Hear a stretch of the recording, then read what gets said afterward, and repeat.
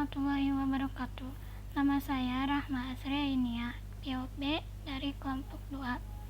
Saya ingin menjelaskan tentang aliran dan etika. Saya persilahkan kepada teman-teman semua.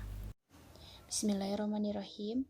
Di sini saya akan menjelaskan aliran dalam etika hedonisme. Pengertian hedonisme ialah perbuatan yang menimbulkan hedone, kenikmatan dan kelezatan. Menurut pandangan aliran ini, manusia selalu menginginkan kelezatan, bahkan hewan juga demikian yang didorong oleh tabiatnya, karena kelezatan itu merupakan tujuan hidup manusia. Maka jalan yang mengantarkan ke sana dipandangnya sebagai keutamaan perbuatan mulia. Contohnya, menurut Epikuros, kenikmatan yang sesungguhnya dicapai dengan menjadi ataraksia. Ataraksia ini ketenangan badan, pikiran, dan jiwa. Dengan demikian, kenikmatan dapat dicapai jika batin dan badan sehat. Adapun macam-macam kelezatan, yaitu yang pertama, kelezatan yang wajar dan diperlukan sekali seperti makan dan minum. Yang kedua, kelezatan yang wajar tetapi belum diperlukan sekali seperti kelezatan makanan yang enak lebih daripada biasanya. Yang ketiga, kelezatan yang tidak wajar dan tidak diperlukan yang dirasakan oleh manusia atas dasar pikiran yang salah seperti kemegahan harta benda. Tujuan aliran hedonisme ini untuk menghindari kesengsaraan dan menikmati kebahagiaan sebanyak mungkin dalam kehidupan di dunia. Ciri aliran hedonisme, kebahagiaan diperoleh dengan mencari perasaan-perasaan menyenangkan dan sedapat mungkin menghindari perasaan-perasaan yang tidak enak. Contohnya, makan akan menimbulkan kenikmatan jika membawa efek kesehatan, tetapi makan yang berlebih akan menimbulkan badan yang sakit. Cukup sekian yang dapat saya sampaikan. Mohon maaf apabila ada kesalahan. Saya kembalikan kepada moderator. Bismillahirrahmanirrahim. Saya akan melanjutkan presentasi dari teman saya. Saya akan membahas aliran utilitarisme. Aliran utilitarisme dikembangkan oleh tokoh Inggris yang bernama Jeremy Bentham. Aliran utilitarisme ditulis dengan bahasa Latin utilis yang artinya kemanfaatan. Aliran utilitarisme yaitu upaya menyamakan antara nilai moral dengan nilai kemanfaatan. Ciri khas dari aliran utilitarisme yaitu bahwa akibat-akibat yang timbul tidak hanya dari kepentingan diri sendiri, melainkan dari kepentingan orang banyak yang akan berdampak baik dari tindakan tersebut. Adapun kelebihan dari aliran utilitarisme yaitu bahwa ia membuka pemilihan keputusan moral pada dialog atau argumentasi, kemudian memberi dan menuntut agar orang-orang memberikan alasan-alasan yang rasional, kemudian diakumulasikan dari segi yang relevan. Aliran utilitarisme tidak bersifat egois, melainkan bersifat universal. Tetapi ada kelemahan dari aliran ini, yaitu tidak mementingkan nilai kebenaran, melainkan nilai keuntungan. Contohnya, ada sebuah perusahaan rokok yang memproduksi rokok dari tembakau pilihan dengan produksi yang banyak di pasaran, sehingga pajak yang diterima banyak dan tinggi. Tetapi seorang perusahaan tidak membayar pajak tersebut, melainkan seorang pembeli rokok yang akan membayar pajak tersebut. Sekian, wassalamualaikum warahmatullahi wabarakatuh. Materi selanjutnya yaitu aliran naturalisme. Natur artinya alam atau yang dibawa sejak lahir. Aliran ini dipelopori oleh seorang filsuf. Berbeda dengan nativisme, naturalisme berpendapat bahwa semua anak yang baru dilahirkan mempunyai pembawaan baik dan tidak satupun dengan pembawaan buruk. Namun, pembawaan tersebut akan menjadi rusak karena pengaruh lingkungan, sehingga aliran naturalisme sering disebut negativisme.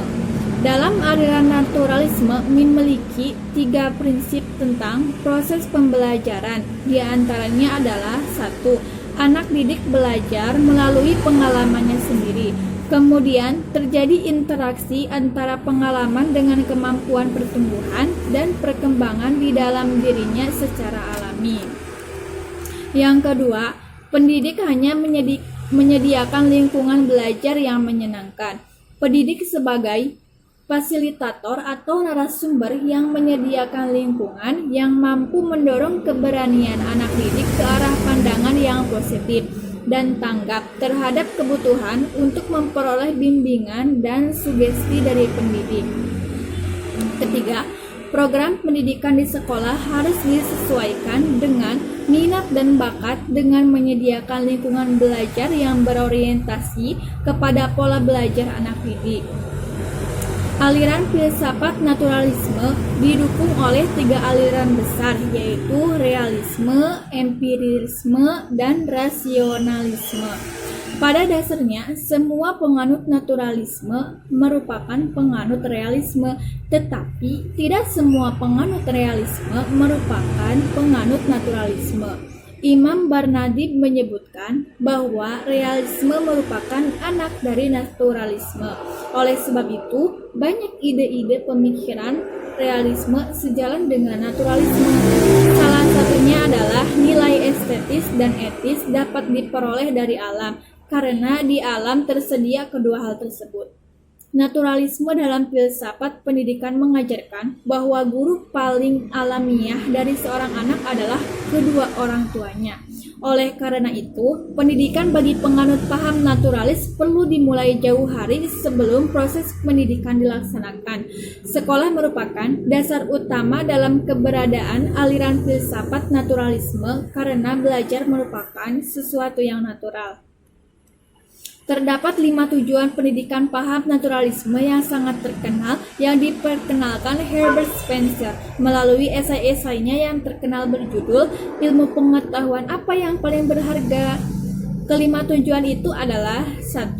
Pemeliharaan diri, 2. Mengamankan kebutuhan hidup, 3. Meningkatkan anak didik, 4. Memelihara hubungan sosial dan politik, 5. Menikmati waktu luang.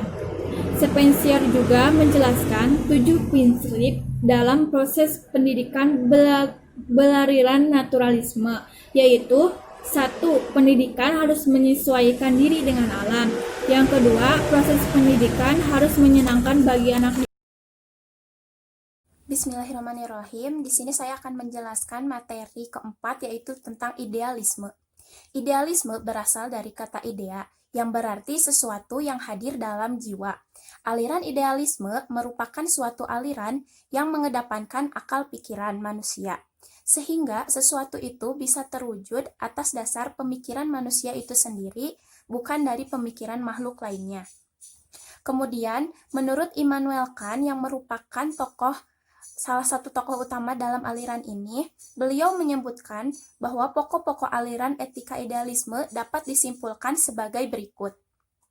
Yang pertama, wujud yang paling dalam pada hakikatnya yaitu kerohanian.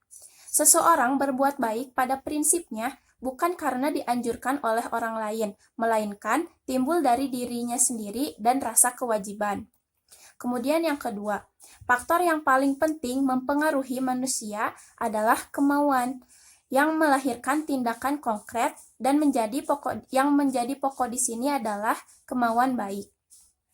Kemudian yang ketiga, dari kemauan yang baik itulah dihubungkan dengan suatu hal yang menyempurnakannya yaitu rasa kewajiban. Menurut aliran ini, kemauan merupakan faktor terpenting dari wujudnya tindakan-tindakan yang nyata. Kemauan perlu disempurnakan dengan perasaan kewajiban agar terwujud tindakan yang baik. Sekian pemaparan materi keempat tentang idealisme. Selanjutnya akan disampaikan oleh rekan saya. Terima kasih. Vitalisme yaitu aliran etika vitalisme, pendirian bahwa yang menjadi ukuran baik buruknya perbuatan. Perbuatan manusia harus diukur dari ada tidaknya daya hidup atau vitalita yang maksimum yang mengendalikan perbuatan itu. Orang kuat ialah orang yang dapat memaksakan kehendaknya dan sanggup menjadikan dirinya selalu ditaati.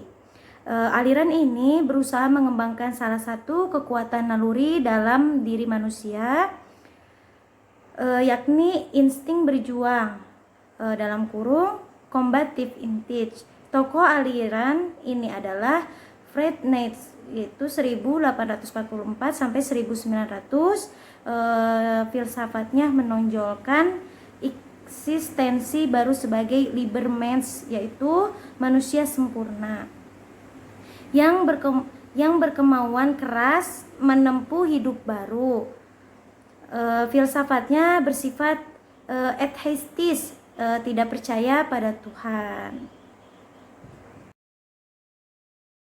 Yang selanjutnya yaitu aliran teologisme. Dari kata Yunani, telos artinya tujuan. Mengukur baik buruknya suatu tindakan berdasarkan tujuan yang mau dicapai dengan tindakan itu, atau berdasarkan akibat yang ditimbulkan oleh tindakan itu. Dua aliran etika teologisme yaitu egoisme etis dan utilitarianisme. Egoisme etis adalah inti pandangan egoisme. Nah, bahwa tindakan dari setiap orang pada dasarnya bertujuan untuk mengejar pribadi dan memajukan dirinya sendiri.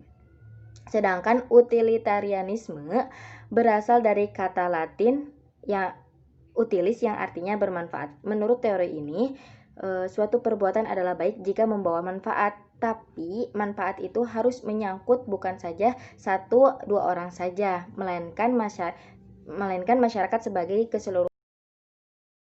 Sekian dari kelompok kami. Mohon maaf bila ada kesalahan kata, dan terima kasih kepada dosen, dan terima kasih juga kepada teman-teman semua yang sudah menonton video ini.